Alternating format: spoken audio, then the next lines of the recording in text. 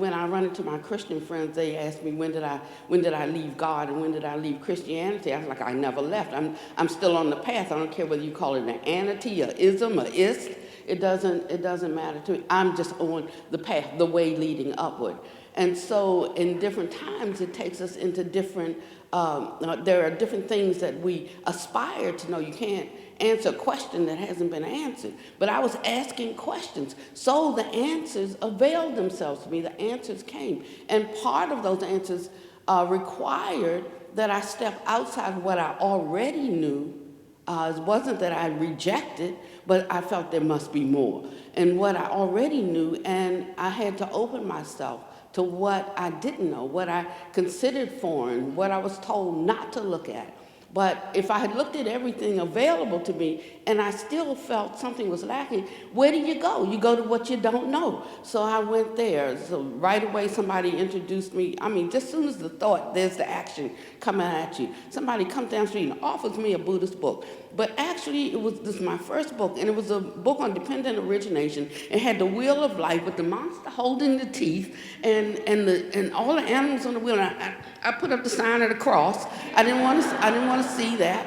And it took 18 years for the Dharma to come back around to me. So even when the Dharma was calling me, I was not ready for it. But 18 years later, after I'd gone through everything, gone to Unity, gone to UU, gone to Taoism was the last one that I was in, and I loved it so much. And I was asking my great master questions, and he finally looked at me and said, "Buddhism is for you." I said, "No. I looked at that. I'm not interested in that." He said, "No, Buddhism is for you." And basically, he was kicking me out. He was sending me to kindergarten. He was sending me to the great teacher. And I'm so grateful for that, because intellectually, I could get a lot of this, and I could spit it right back out. But I didn't really understand it. But he sent me to the Buddha. And the Dharma, 2 minutes, the Dharma started, I was Pentecostal all night, all right, so you do have to keep me on time. So the Dharma began to break it down for me in a way that I could really understand it. Giving a baby milk is good, but you try to give him meat, you'll kill him. And so I started with this milk and gradually moved on to pablum and gradually moved on until I can eat meat. And you know what I mean? I can digest things. Oh, well, I really do, but I could digest. And so this is what brought me. I never left the path. From the beginning of my life, I'd always had a vision and a view for something, and I didn't know what it was.